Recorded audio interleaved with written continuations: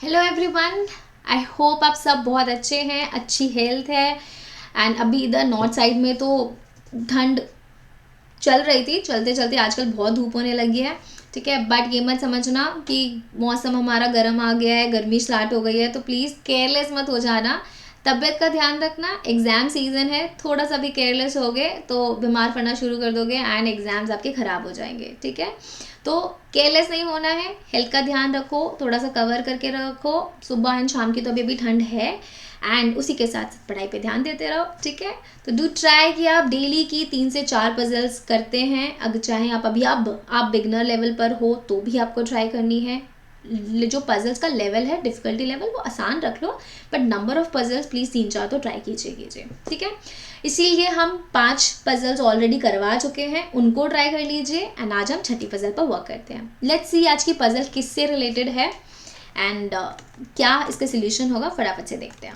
Okay जी, 6 बंदों की puzzle है। Sit around a circular table but not necessary the same order, we know that. अगर same order में होते तो मैप ही क्या करना होता। 3 of them face inside while the rest 3 faces outside the centre. Okay, तो हमने जो एक बार पजल की थी सर्कल वाली, उसमें सबका फेस सेंटर की तरफ था। अब यहाँ पर हमने हम जो पजल करने जा रहे हैं उसमें 3 बंदों का फेस सेंटर है एंड द रेस्ट 3 का face away from the centre है। एंड इसी के साथ साथ हमें इन बंदों को बिठाने के साथ साथ उनकी एज भी मैप करनी है। ओके, तो 2 चीज़ें, 2 parameter along with centre and away from the centre, उनकी डायरेक्शन भी निकालनी है। तो इट्स अ गुड पजल। ठीक है, एज पर यू कितना टाइम लगना चाहिए इस पजल को सॉल्व करने के लिए, अगर आपने अभी तक स्किम कर चुके हैं, do let me know in the comment section. And इसी के साथ साथ आपको किस टाइप की और पजल्स करनी है वो भी बता दीजिए। ठीक है, चलिए हम पजल पे वर्क करना स्टार्ट करते हैं, ज़्यादा टाइम नहीं लगाते। सर्कल है, 6 बंदे हैं, तो पहले फटाफट से सर्कल बना लेते हैं। ओके जी, साइड में। एंड एज यूजुअल मैंने आपको लास्ट पजल में भी बताया था जब सर्कल की कर रहे थे कि बंदों को इक्वल स्पेस पे बनाना, equal space as an equal space भी एंड डायगनली बनाना। 6 बंदे हैं तो मैंने 6 से बना लिए, 8 बंदे दिए होते तो मैं 2 और इधर साइड पे क्रॉस कर दी थी डायगनल। ठीक है, अब V and R sits immediate left to each other. Okay, ये दोनों बंदे एक दूसरे के इमीडिएट लेफ्ट में कैसे बैठ सकते हैं? 2 बंदे एक दूसरे के इमीडिएट लेफ्ट या राइट, अगर मैं और मेरे साथ में एक बंदा बैठा है, जैसा मेरा फेस है वैसा ही उसका फेस है। आई मीन अगर मेरा फेस टुवर्ड्स द सेंटर है, ठीक है, उसका फेस भी टुवर्ड्स द सेंटर है, तो मैं उसके लेफ्ट में और वो मेरे राइट में है। हम दोनों एक दूसरे के लेफ्ट में कैसे हो सकते हैं?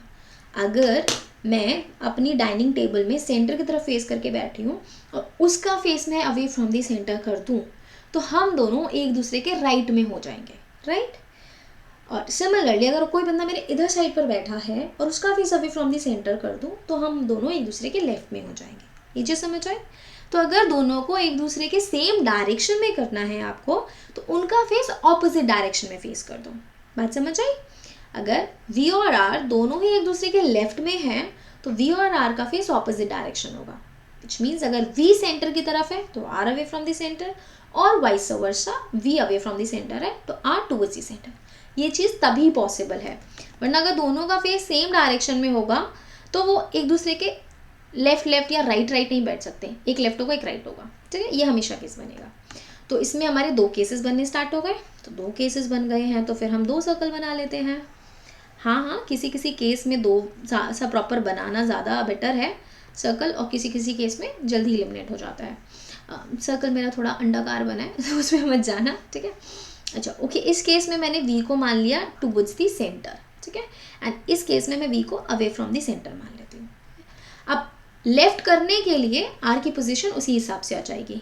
अब यहाँ पर लेफ्ट, वी का left in case 1, this is R case 1, this is R case 2। Case 1 में वी का लेफ्ट पड़ेगा इधर साइड पे, तो आर इधर आ गया अवे फ्रॉम द सेंटर। ठीक है, फेस ऑपोजिट होगा तभी तो लेफ्ट पड़ेंगे। एंड इन केस 2 वी का फेस आउटसाइड है तो उसका लेफ्ट इधर की साइड पड़ेगा। ये ज्यूम कर पा रहे हो ना आप? अगर नहीं कर पा रहे तो प्लीज़ अपनी नोटबुक को घुमा लेना। ठीक है, अगर एजम्पशन में दिक्कत हो रही है तो इस तरीके से नोटबुक घुमाना कि एरो आपकी डायरेक्शन में पड़ जाए, आपसे मतलब आप उस एरो के सामने पड़ जाए ऐसे, तो जहाँ आपका राइट वहाँ उस एरो का राइट, जहाँ लेफ्ट वहाँ उस एरो का लेफ्ट। ठीक है, तो ये आर हो जाएगा फेसिंग टू द सेंटर। ये 2 केसेस हो गए, क्लियर है? आगे कहता है R's age is a perfect square number. ठीक है जी, आर के एच परफेक्ट स्क्वायर नंबर है, परफेक्ट स्क्वायर हमारे पास है out of the given options जितने भी नंबर्स हैं 16 एंड 25।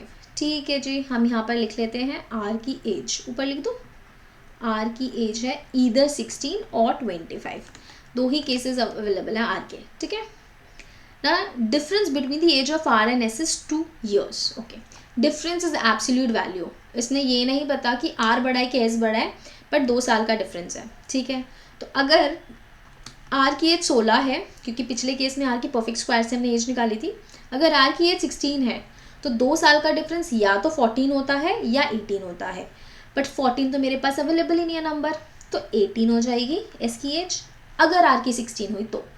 बट अगर आर की एज अगर 25 हुई तो एस की एज या तो 23 या 27। ठीक है, अगेन 23 अवेलेबल नहीं है तो 27। तो येस, थैंक गॉड हमारे इन केस से फर्दर केस नहीं बने, सिंपल है, 2 ही केस बन रहे हैं। ठीक है, वरना अगर 14 एंड 23 भी दिया होता तो फिर और फर्दर केस बन जाते। ठीक है, तो अगर आर की एज 16 है तो एस की एज 18, आर की एज 25 है तो एस की एज 27। ठीक है, आगे कहता है S sits third to the right of are.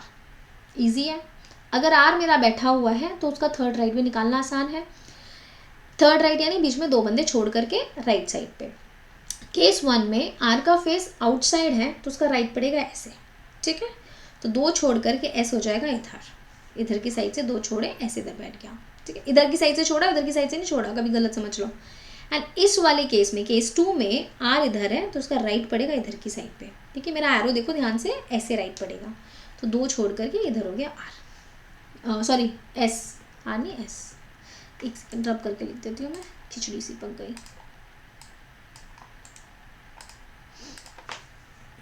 ये हो गया एस। ठीक है, अब कहता है P and T are immediate neighbours. Okay, P T immediate neighbours मतलब 2 कॉन्जिक्यूटिव पोजीशन खाली होनी चाहिए। केस 1 में देखो ये 2 कॉन्जिक्यूटिव खाली है और एक है वी और एस के बीच वाली, तो वी और एस के बीच की जगह तो ले नहीं सकती, कॉन्जिक्यूटिव लेनी है मुझे, तो कॉन्जिक्यूटिव में से इनमें से कोई एक टी होगा, कोई एक टी, टी पी। ठीक है, तो ये जो बची जगह पे बचा बंदा कौन बच गया हमारे पास, क्यू।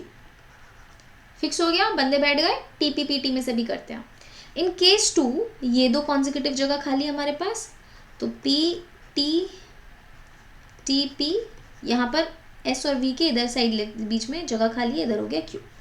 यहाँ तक तो क्लियर है सबको, कोई इशू नहीं है। अब कहता है the ages of both P and T are even number. Okay, P की भी एज इवन नंबर है, टी की भी एज इवन नंबर है। हमारे पास जितने भी 6 नंबर्स दे रखे हैं उनमें से इवन तो 16 एंड 18 ही है, तो 16 और 18 तो पी टी आपस में बांट लेंगे। पी कहता है अगर मेरे पास 16 हुआ तो 18 तू ले लेना टी, और अगर 18 हुआ तो तुम 16 ले लेना। ठीक है, तो पी टी आपस में 16 एंड 18 डिवाइड कर लेंगे, तो आर एस के पास तो 16 18 का चांस ही नहीं बचा, आर एस के पास तो पक्का से 25 27 ही बचे। ठीक है, क्योंकि पी टी ने डिवाइड कर लिया 16 एंड 18, तो आर के पास हो गया 25, एस के पास हो गया 27, similarly the 25 and 27। I hope this is clear. अभी पी टी का आगे देखते हैं कि क्या होगा। The age of Q is a multiple of 5 and sits second to the left of P. Okay, पहले मल्टीपल ऑफ 5 देख लेते हैं। मल्टीपल ऑफ 5 ऑफ कौन कौन से नंबर्स हैं हमारे पास, मल्टीपल ऑफ 5 2 ही नंबर है, 15 एंड 25, बट 25 में ऑलरेडी आर को असाइन कर चुकी हूँ, तो क्यू के पास हो जाएगी 15। ओके, ठीक है, तो यहाँ तक हमारा डन। बट आगे कहता है and sits second to the left of P, and Q के बारे में कह रहा है कि क्यू जो है वो पी के सेकंड लेफ्ट में है। सेकंड मतलब बीच में एक बंदे का गैप होना चाहिए लेफ्ट साइड पर। ठीक है जी, तो क्यू इधर बैठा है। केस 1 में क्यू अगर वी और एस के इधर साइड बीच में बैठा है तो एक बंदे का गैप करके पी को बिठाना है। अगर मैं इधर साइड जाऊंगी तो इधर तो 2 बंदों का गैप हो जाएगा, तो इधर की साइड जाते हैं एक बंदे का गैप, तो ये पी हो गया एंड ये टी हो गया। क्लियर हुआ। अब P के लेफ्ट साइड में है, तो P के लेफ्ट करने के लिए P का फेस सेंटर की तरफ करना पड़ेगा। P का फेस सेंटर की तरफ होगा तभी तो P का ये लेफ्ट, जब आपका फेस ऐसे है तो ये राइट पड़ रहा है एंड ये लेफ्ट पड़ रहा है। आपको समझ आ रही है, आपका फेस ऐसे है, आप साउथ वर्ड्स देख रहे हो तो साउथ वर्ड्स में ये राइट होता है एंड ये लेफ्ट हो जाता है। ठीक है, तो लेफ्ट साइड पे Q आ गया। इन केस 2 Q और P के बीच में 1 का गैप, Q से इधर की साइड 2 का गैप होगा, तो ये P नहीं हो सकता, ये वाला बंदा पी हो जाएगा। समझ आ रही बात? ये इस समय पे मेरा कर्सर आपको दिख रहा है ना, क्यू से अगर मैं ऐसे चलूँगी, इधर की साइड पे आएंगे हम, एरो देख लो, कर्सर नहीं भी दिख रहा है तो आपको एरो से, तो इधर P 2 का गैप पर होगा, तो इधर एक के गैप पर होगा। इन सेकंड के लिए मुझे एक ही का गैप चाहिए, तो ये P हो गया और ये T हो गया। अब इस केस में लेफ्ट करने के लिए Q का फेस P का फेस आउटसाइड करना पड़ेगा। केस 2 में P का फेस बाहर की तरफ करूंगी, तभी तो लेफ्ट इधर पड़ेगा एंड राइट इधर पड़ेगा। ठीक है। The person whose age are perfect square are immediate neighbours. Perfect square कौन कौन से नंबर है हमारे पास? 16 एंड 25। 16 एंड 25 दोनों परफेक्ट स्क्वायर हैं, तो ये दोनों नेबर्स हैं। अब R तो मुझे पता है कि पक्का से 25 है ही है, तो इसके साथ में 16 आना चाहिए, और 16 जो है वो या तो P के पास जाएगा या T के पास जाएगा। अब R के पास P T में से कौन है पास में? केस 1 में R के पास T बैठा है, तो ये हमारा 16 हो गया एंड P हमारा 18 हो गया। अगर T हमारा 16 हो तो P 18 ही होगा। सिमिलरली केस 2 में भी R के पास में T बैठा है, तो T हमारा T4 टेलीविज़न, ठीक है, तो T हमारा 16 हो गया एंड P फॉर पंजाब, ये हमारा 18 हो गया। फाइन, तो हमारे पास 6 बंदों में से 5 बंदों की एज हो गई, तो छठे बंदे की एज बचा नंबर क्या है हमारे पास? 21। सबका हो गया, तो V की एज हो गई 21, राइट। तो अब सारे बंदे तो बैठ गए। अब आप कहोगे कि भैया ये केस कैसे एलिमिनेट करेंगे हम? दोनों केस बन रहे हैं, केस हमारा एलिमिनेट होगा लास्ट लाइन से। लास्ट लाइन कहती है T and Q faces each other. Faces each other का मतलब है दोनों आमने सामने फेस कर रहे हैं। T Q को देख पा रहा है, Q T को, तो वो तो तभी पॉसिबल है जब दोनों सेंटर की तरफ फेस करेंगे, राइट। तो केस 1 में T का फेस भी सेंटर की तरफ कर दो, Q का फेस भी सेंटर की तरफ। सिमिलरली केस 2 में भी T Q का फेस सेंटर की तरफ कर दो। अब केस कहाँ एलिमिनेट करा हमने? कौन सी बात पर एलिमिनेट होगा? स्टार्टिंग में याद हो तो हमने पढ़ा था 3 of them faces the centre while the rest 3 face outside the centre. तो 3 का फेस सेंटर की तरफ होना चाहिए, 3 का face away from the centre. इस लाइन से हमारा केस एलिमिनेट हो जाएगा। केस 1 में देखो T, P, Q and V, इन 4 लोगों का फेस सेंटर की तरफ हो गया, 2 का face away from the centre हो सकता है मैक्सिमम फिर तो यानी ये केस गलत हो गया। पूरा बनाने के बाद हमारा इस लाइन पर गलत हुआ है, ठीक है।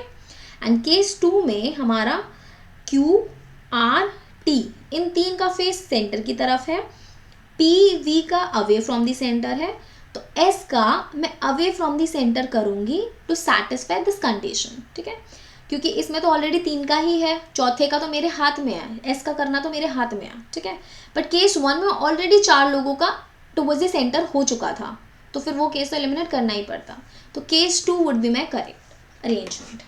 आई होप ये पजल आपको समझ आई है। सिटिंग अरेंजमेंट से रिलेटेड है, सर्कल में बैठे हैं, अरेंजमेंट है, ठीक है। अब उसमें सेंटर की तरफ away from the centre ages भी दे दी, तो इट इज़ लाइक बहुत मुश्किल पजल नहीं है, बट बिल्कुल ऐसा भी नहीं है कि बिल्कुल ही केक वॉक है जो बिल्कुल बेस लेवल आती है, वो भी नहीं है, ठीक है। तो आपको इसमें गड़बड़ जो हो सकती है वो towards the centre, away from the centre, right left and last की लाइन में आप ये भूल जाओ कि 3 का सेंटर की तरफ करना है एंड 3 का अवे फ्रॉम द सेंटर, तो आप कंफ्यूज हो जाते हो।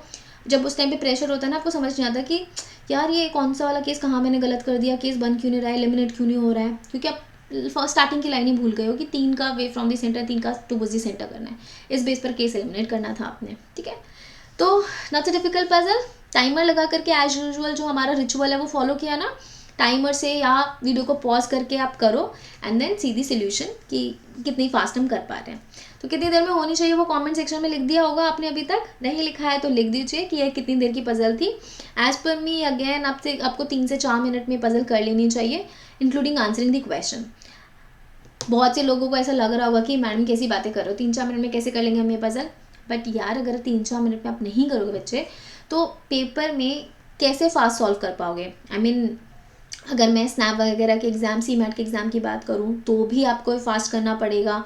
अगर मैं बैंकिंग के एग्ज़ाम की बात करूँ तो 20 मिनट का ही सेक्शन होता है, जिसमें आपको अब तो PO के एग्ज़ाम में 30 क्वेश्चंस कर दिए हैं, रीजनिंग सेक्शन में इंग्लिश के 40 कर दिए, बट क्लर्क में अभी भी 35 क्वेश्चंस ही हैं।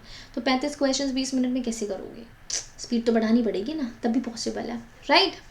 अगर आपको हमारा वीडियो एंड पढ़ाने का तरीका अच्छा लग रहा है तो please like the video and share our channel to your friends and बताओ कि भाई यहाँ पर भी पजल्स की प्रैक्टिस कराते हैं, तो यहाँ से भी आप देख सकते हो, एंड मोटिवेट अस कि हम ऐसे ही पजल्स एंड ऐसी ही और सारी चीज़ें आपको समझाते रहें, ठीक है। अभी फटाफट से इसके क्वेश्चंस देख लेते हैं। यार आई नो मुझे ना ये सब चीज़ें बोलना अजीब लगता है, जेन्युइनली बता रही हूँ कि बार बार सब्सक्राइब करो एंड ऑल। आपको अच्छा लगेगा तो आप करोगे, नहीं अच्छा लगेगा तो आप नहीं करोगे, देख करके चले जाओगे। बट बोल देते हैं, कभी कभी लगता है कि यार बोल कर शायद सामने वाला कर देगा, तो प्लीज़ कर दो थोड़ा तो सब्सक्राइब वगैरह ना, थोड़ा तो मोटिवेट करो। ओके, इससे रिलेटेड 3 ही क्वेश्चंस आए थे पेपर में, जो एक्चुअल पेपर में आए थे, ठीक है। तो ये 3 क्वेश्चंस देख लेते हैं। कह रहा है who among the following sits second to the right of T. Okay, T के सेकंड राइट में कौन बैठा है? टी बैठा है हमारा इधर साइड पे, राइट पड़ेगा इस साइड पे, ठीक है। एंड सेकंड मतलब एक छोड़ करके, तो एक छोड़ करके राइट साइड में एस बैठा है, तो S would be my correct answer. Okay, S तो दिया नहीं हुआ, बट इसकी एज दी हुई है 27, the one whose age is 27 years, तो C option would be my correct answer. I hope you got it, ठीक है। C option. What is the age of R की एज 25 ईयर्स आई थी, तभी तो एस की एज 27 आई थी। Who among the following is 21 years old. 21 का कौन था? लास्ट में जो बंदा बच गया था, वी। ओके, वी तो दे नहीं रखा, ओके, वी नहीं दे रखा, तो क्या कह रहा है? आर के इमीडिएट लेफ्ट वाला बंदा, the one who faces R, no, the one who R के तो लेफ्ट में है ना, yes, no, the one who sits immediate left of R, yes, C option is the correct answer. R के इमीडिएट लेफ्ट में बैठा है वी, ठीक है। तो इधर बी और सी वाला ऑप्शन भी गलत है।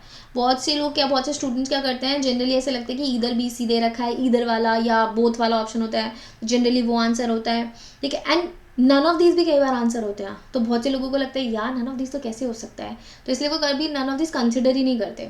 तो ये भी मत करना, नन ऑफ दीज भी बहुत बार आंसर दे देता है ट्रिक क्वेश्चन में, ठीक है। तो ध्यान से ऑप्शंस को पढ़ के मार्क कीजिए, and all the 3 questions were easy, not so difficult. चलिए मिलेंगे नेक्स्ट वीडियो में। आज की वीडियो को यहीं पर ख़त्म करते हैं। प्रैक्टिस करते रहिए, एंड अगर आप जेन्युइनली एनरोल करना चाहते हैं हमारे बैचेस में, MBA एंट्रेंस एग्ज़ाम में, या फिर बैंकिंग एंड SSC की भी तैयारी करना चाहते हैं, be it CGL, CHSL, clerk, PO, CAT, XAT, CMAT, SNAP, SRCC, NMAT वगैरह इनकी तैयारी करना चाहते हैं, तो please do let us know, contact us on the given number, we would very happy to help. चलिए बाय बाय, टेक केयर।